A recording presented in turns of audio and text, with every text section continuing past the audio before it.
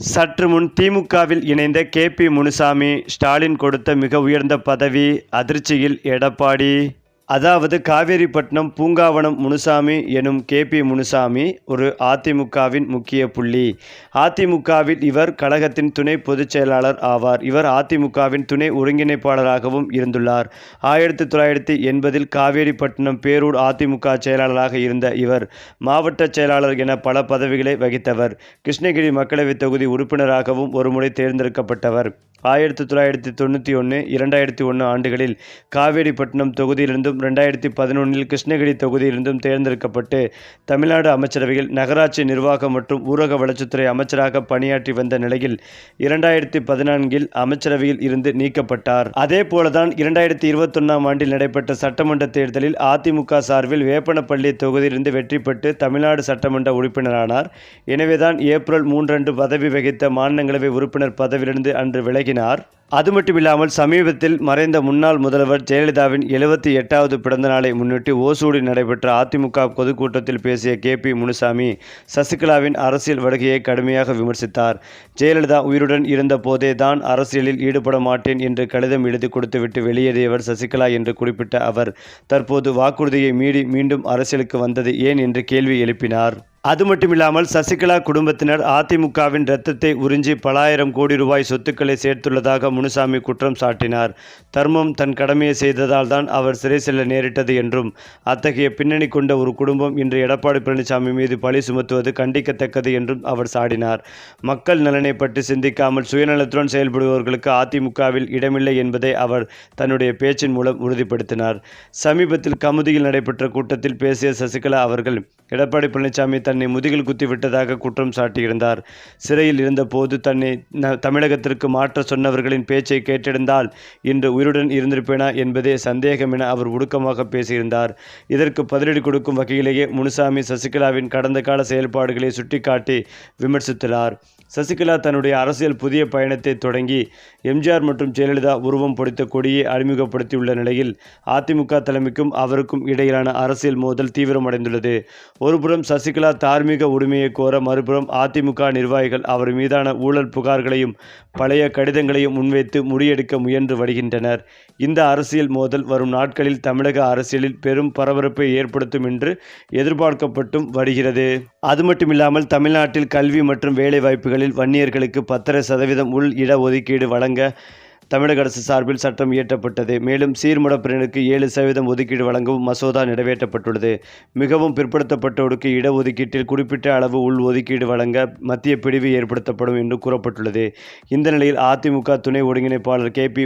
முனுசாமி அவர்கள் வன்னியர் சமூகத்தை ஒரு குறிப்பிட்ட சமூகத்தோடு ஒப்பிட்டு அந்த குறிப்பிட்ட சமூகத்தை இழிவாக பேசியதாக புகைப்பட செய்தி ஒன்று சமூக வலைதளங்களில் பரவி வருகின்றது. சமூக வலைதளங்களில் இந்த புகைப்பட செய்தியை பகிர்ந்து பலர் தங்கள் கருத்துக்களையும் பதிவு செய்து வருகிறார்கள். இதனால் அதிமுக தலைமை கே.பி. முனுசாமி மீது கடுமையான கோபத்தில் உள்ளதாக சொல்லப்படுகிறது. இந்த நிலையில்தான் தமிழக வெற்றி கழகம் கட்சித் தலைவர் விஜய் தான் கட்சி துவங்கிய போதே திமுக தான் எங்களின் அரசியல் எதிரி என அதிகாரப்பூர்வமாக அறிவித்தார். ஆளும் கட்சியான திமுகவை விஜய் தொடர்ந்து எதிர்த்து வருகின்றார். வருகின்ற சட்டமன்ற தேர்தலில் திமுக மற்றும் தாவேகாவிற்கு இடையேதான் போட்டி என விஜய் உட்பட தாவேகாவினர் அனைவரும் கூடி வருகின்றனர். திமுகவை தீய சக்தி என்றும் தாவேகா தான் தூய சக்தி என்றும் கூடி வருகின்றார் விஜய். இந்த நிலையில் அதிமுகவின் துணை பொதுச் செயலாளர் கே.பி. முனுசாமி விஜய் குறித்தும் திமுக குறித்தும் பேசியிருக்கிறார். விஜய் ஏன் திமுகவை தன் எதிரி என சொல்கின்றார் என்பதற்கான காரணத்தையும் கருத்தையும் தெரிவித்துள்ளார். கே.பி. முனுசாமி கூறியதாவது, விஜய் எங்களுக்கும் திமுகவிற்குத்தான் போட்டி என சொல்கின்றார். அதற்கு என்ன காரணம் தெரியுமா? விஜய் தொழில் ரீதியாக பிரச்சனைகளை சந்தித்துள்ளார். அதிலும் முக்கியமாக தொழில் ரீதியாக விஜய் பிரச்சனைகளை சந்திக்கும் போதெல்லாம் அவரும் அவரின் தந்தை எஸ்.ஏ. சந்திரசேகரும் புரட்சித் தலைவி ஜெயலலிதா அவர்களை நேரில் சந்திப்பார்கள். அதன் பிறகு அந்த பிரச்சனைகளுக்கு தீர்வு காணப்பட்டு சந்தோஷமாக செல்வார்கள். அதை போலவே அதிமுகவின் பொதுச் செயலாளர் எடப்பாடியார் முதலமைச்சராக இருந்த போதும் விஜய் தொழில் ரீதியாக பிரச்சனைகளை சந்தித்தார். அப்போதும் எடப்பாடியாரை நேரில் சந்தித்தார் விஜய். திரு எடப்பாடி பழனிசாமி அவர்கள் விஜயின் பிரச்சனைகளை தீர்த்து வைத்தார். இப்படி கடந்த 5 ஆண்டு காலத்தில் விஜய்க்கு தொழில் ரீதியாக பல பிரச்சனைகளையும் தொல்லைகளையும் திமுகவினர் கொடுத்துள்ளனர். குறிப்பாக உதயநிதி ஸ்டாலின் அவர்கள் அந்த துறையில் ஒரு தயாரிப்பாளராகவும் விநியோகஸ்தராகவும் இருந்து அவர் பல்வேறு தொல்லைகளை விஜயின் படத்திற்கு கொடுத்திருக்கின்றார். இதனால் அவரின் படங்கள் பெரும் பிரச்சனைகளை சந்தித்திருக்கிறது. எனவே தனக்கு தொல்லை கொடுத்தவர்களை சும்மா விடக்கூடாது என விஜய் முடிவெடுத்திருக்கிறார். அதே சமயம் தனக்கு உதவி செய்ததும் நன்றியோடு இருக்க வேண்டும் என நினைக்கின்றார். அதனால்தான் திமுகவை எதிர்கொண்டு வருகிறார் விஜய்.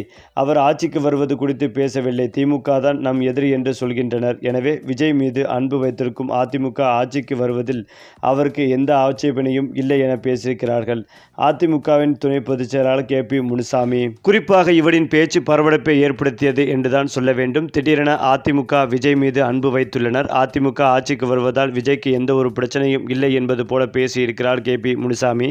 இதன் மூலம் விஜய் அதிமுகவிற்கு ஆதரவாக இருக்கின்றாரா என்ற பேச்சும் எழும் என்று தெரிய வருகின்றது. அது மட்டுமில்லாமல் திமுக தான் விஜய்க்கு எதிரி. ஆனால் அதிமுக விஜய்க்கு தொழில் ரீதியாக உதவிகள் செய்திருக்கின்றனர்.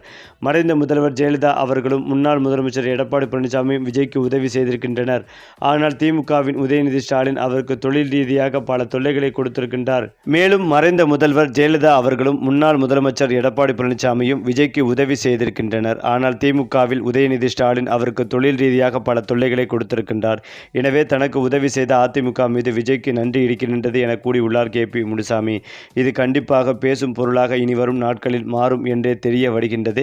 கண்டிப்பாக இதற்கு தாவேகாவினர் பதில் தருவார்கள் என்றும் சொல்லப்பட்டு வருகின்றது. இந்த நிலையில்தான் திடீரென மாற்றி அதிமுக துணை பொதுச் செயலாளர் KP முனுசாமி தமிழக வெற்றிக் கழக தலைவர் நடிகர் விஜயை பெயர் குறிப்பிடாமல் கடுமையாக விமர்சித்தார். எம்ஜிஆர் போன்ற அரசியல் ஆளுமையுடன் இன்றைய நடிகர்களை ஒப்பிட முடியாது என்றும், எம்ஜிஆர் தன்னுடைய திரைப்படங்கள் மூலம் மக்களுக்கு திருத்தமான சமூக கருத்துக்களை விதைத்தவர் என்றும் கூறினார். திரைப்படங்களில் மது அருந்துவது, பெண்களுடன் நடனம் ஆடுவது, வன்முறை காட்சிகளில் நடிப்பது போன்றவற்றால் யாரும் எம்ஜிஆர் ஆக முடியாது என KP முனுசாமி குற்றம் சாட்டினார். எம்ஜிஆர் மது அருந்துபவர்களை திருத்தும் கதாபாத்திரங்களில் நடித்ததோடு நிஜ வாழ்விலும் ஏழை எளிய மக்களுக்கு உதவி தாய் உள்ளத்தோடு செயல்பட்டவர் என்றும் அவர் புகழாரம் சூட்டினார். இன்றைய நடிகர்கள் கோடிக்கணக்கில் சம்பாதித்தாலும் அதில் ஒரு சிறு பகுதியை கூட மக்களுக்கு வழங்குவதில்லை என்றும், வெறும் திரைப்பிம்பத்தை வைத்துக்கொண்டு அரசியலில் சாதிக்க முடியாது என்றும் விஜய் அரசியல் குறித்து மறைமுகமாக குற்றம் சாட்டியிருந்தார் KP முனுசாமி. மக்களின் உணர்வுகளை புரிந்து கொண்டு அவர்களுக்காக போராடும் மனப்பாங்கு உள்ளவர்களே அரசியலுக்கு வர வேண்டும் என அவர் குற்றம் சாட்டினார். மேலும் எம்ஜிஆர் தன்னுடைய எதிர்களுக்கும் கூட உதவும் குணம் கொண்டவர் என்பதற்கு அமைச்சர் துரைமுருகனின் கல்வி செலவுகளை ஏற்ற சம்பவமே சாட்சி என முனுசாமி நினைவூட்டினார். இது அவருடைய மனித நேயத்தை வெளிப்படுத்தும் உதாரணம் என்றும் அவர் குறிப்பிட்டிருந்தார். வரும் தேர்தலில் மீண்டும் தாய் உள்ளம் கொண்ட ஆட்சி தமிழகத்தில் மலர வேண்டும் என்றும், அதற்கு அதிமுக தொண்டர்கள் உறுதியேற்க வேண்டும் என்றும் KP முனுசாமி அழைப்பு விடுத்திருந்தார். நடிகர் விஜயின் அரசியல் நகர்வுகளை குறித்து அதிமுக மூத்த தலைவர் KP முனுசாமி முன்வைத்த இந்த விமர்சனம் அரசியல் வட்டாரங்களில் பெரும் பரபரப்பை ஏற்படுத்தி வருகின்றது. இந்த நிலையில்தான் KP முனுசாமி மீது அதிமுகவின் முக்கிய புள்ளிகள் மற்றும் எடப்பாடியும் அதிருப்தியில் இருப்பதாக சொல்லப்படுகிறது. இதற்கு முக்கிய காரணம், புதிதாக கட்சி ஆரம்பித்துள்ள விஜய் அவர்களை விமர்சிக்க வேண்டாம் என்று எடப்பாடி ஏற்கனவே ஆலோசனை கூட்டத்தில் கூடியிருந்தும் அவர் தொடர்ந்து விஜயை விமர்சித்து வந்ததால் கடும் நடவடிக்கை எடுக்க உள்ளதாக தற்போது தகவல்கள் வெளிவந்து கொண்டிருந்தது. இந்த தகவலை முன்கூட்டியே தெரிந்து கொண்ட KP முனுசாமி அவர்கள் இனி அதிமுகவே வேண்டாம் என்று முடிவெடுத்து அதிமுக கட்சியிலிருந்து விலகி விரைவில் முதலமைச்சர் ஸ்டாலின் அவர்களை நேரில் சந்தித்து KP முனுசாமி திமுகவில் இணைய உள்ளதாகவும், இதற்காக ஸ்டாலின் அவருக்கு மிக உயர்ந்த பதவி கொடுக்க உள்ளதாகவும் தற்போது தகவல்கள் சொல்லப்பட்டு வருகின்றது. சரி, இப்போ நீங்க சொல்லுங்க, திமுகவில் இணைந்த KP முனுசாமி பற்றிய உங்களுடைய கருத்துக்களையும் உங்கள் கமெண்ட்டில் சொல்லுங்கள். மேலும் இந்த வீடியோ உங்களுக்கு பிடித்திருந்தால் லைக் பண்ணுங்கள், ஷேர் பண்ணுங்கள், மறக்காமல் நம்முடைய சேனலை சப்ஸ்கிரைப் பண்ணிக்கங்க.